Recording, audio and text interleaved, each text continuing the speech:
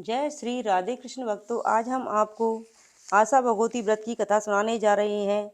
यह व्रत अश्विन मास की कृष्ण पक्ष की अष्टमी से प्रारंभ होकर 8 दिन तक चलता रहता है। इस व्रत को कुंवारी लड़कियां ही करती हैं। पूजा विधि। इस दिन गोबर से 8 कोने रसोई के पोतें।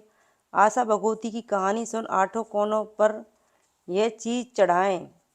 दूध 8 सिक्के, 8 रोली के छींटे, 8 मेहंदी की छींटे, 8 जल की टिक्की दें। एक एक सुहाली चढ़ाएं, एक दिया जलाएं, एक एक फल, एक एक सुपटारी आखिरी दिन चढ़ाएं। 8 दिन तक इस तरह पूजा करें और आखिरी दिन व्रत करें। व्रत करके 8 सुहाली का बायना निकालें। 8 वर्ष तक इस प्रकार व्रत और पूजा करें। 9वें वर्ष में उजमन कर दें। 8 दिन तक आशा भगवती की पूजा करें। 9वें में उजमन करें, तब तक उसी प्रकार पूजा करें। 8 सुहाग पिटारी, जिसमें सुहाग की सारी चीज़ें डाल दें। एक सुहाग पिटारी और ले लें, जो कि सास जी के पैर छूकर दे देवें। 8 सुहाग पिटारी में 8 सुहाली भी डाल दें। बाद में सुहागन औरतों को खाना खिलाकर 8 को सुहाग पिटारी दे दें और पैर छूकर दक्षिणा दे दें। आशा भगवती की पूजा करने के बाद कहानी सुने। कहानी निम्न प्रकार है। हिमाचल में एक राजा था। उसकी 2 पुत्रियां थीं। उनका नाम गौरा और पार्वती था। एक दिन राजा ने अपनी दोनों पुत्रियों से पूछा, तुम किसके भाग्य का खाती और पहनती हो? पार्वती ने कहा, पिताश्री, मैं अपने भाग्य का खाती और पहनती हूँ। परंतु गौरा ने कहा, मैं आपके भाग्य का खाती पहनती हूँ। यह सुनकर राजा ने गौरा का विवाह एक राजपरिवार के युवक से कर दिया तथा पार्वती का विवाह रास्ते में भिखारी रूप में धारण किए शिवजी के साथ कर दिया। जब गौरा की बारात आई तो बारात की बहुत खातिरदारी की, परंतु जब पार्वती की बारात आई तो कुछ भी न किया। शिवजी पार्वती को लेकर कैलाश पर्वत चल दिए। रास्ते में पार्वती जी का जहाँ भी पैर पड़ता वहाँ की दूब घास जल जाती। शिवजी ने ज्योतिषियों से पूछा कि क्या दोष है? जहाँ भी पार्वती जी पैर रखती हैं वहाँ की धूप भस्म हो जाती है। पंडितों ने बताया कि ये अपने मायके जाकर आशा भगवती का व्रत उजमन करे तो इसका दोष मिट जाएगा। पंडितों के बताने पर शिवजी और पार्वती जी अच्छे अच्छे मूल्यवान वस्त्र धारण कर एवं गहने पहनकर पार्वती जी के मायके चल दिए। रास्ते में उन्होंने देखा कि एक रानी के बच्चा होने वाला है। रानी बहुत परेशान थी। यह कष्ट देखकर पार्वती जी शिवजी से बोली, हे नाथ, बच्चा होने में बहुत कष्ट होता है, अतः मेरी कोख बांध दो।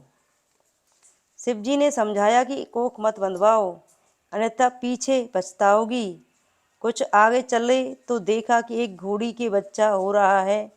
उसका भी कष्ट देखकर पार्वती ने अपनी कोख बंद करने की हट पकड़ ली। अंत में निराश होकर शिवजी ने पार्वती की कोख बंद कर दी।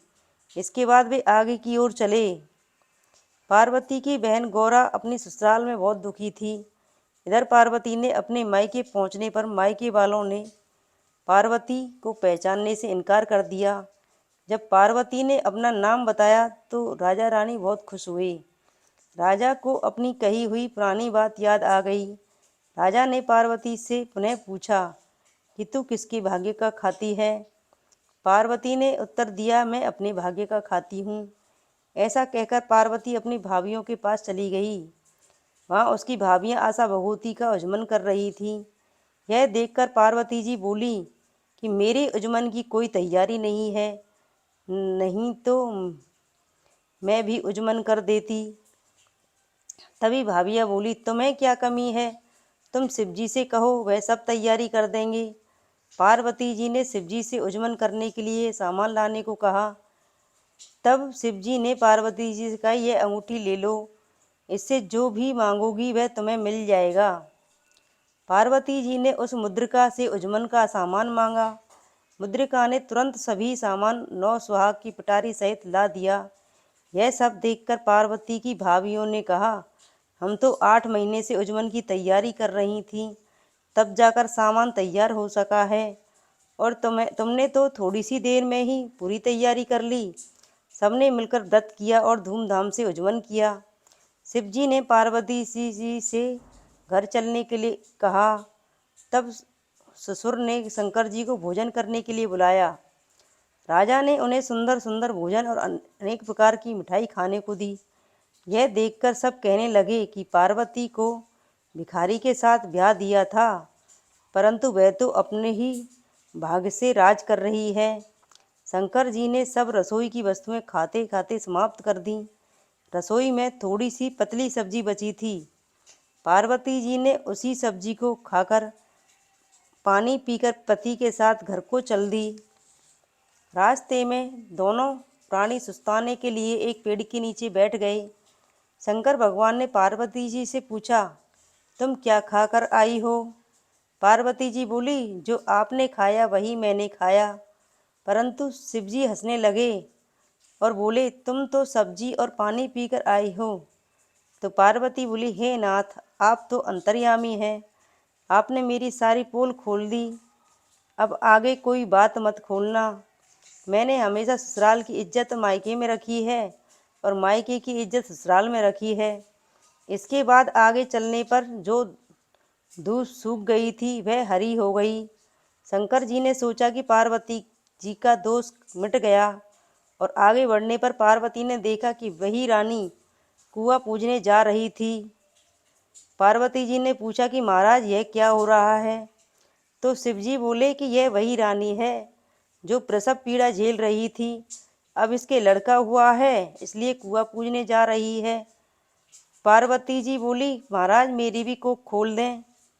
शिवजी बोले, अब कैसे खोलूं? मैंने तो पहले ही कहा था कि कोख मत बंधवाओ, लेकिन तुमने जिद पकड़ ली। इस प्रकार पार्वती जी ने हट पकड़ ली कि मेरी कोख खोली नहीं तो मैं अभी इस वक्त अपने प्राण त्याग दूंगी।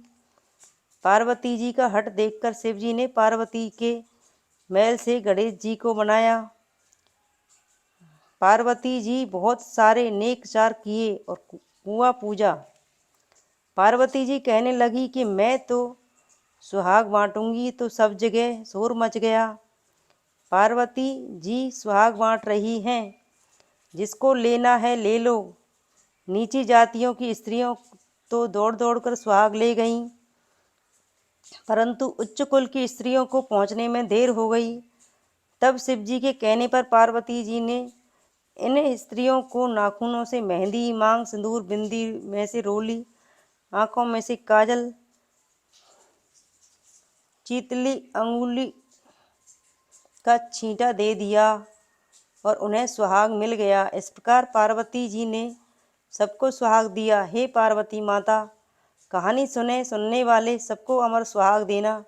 इस प्रकार आशा भगवती की कथा समाप्त हुई। जय श्री कृष्ण। राधे राधे भक्तों।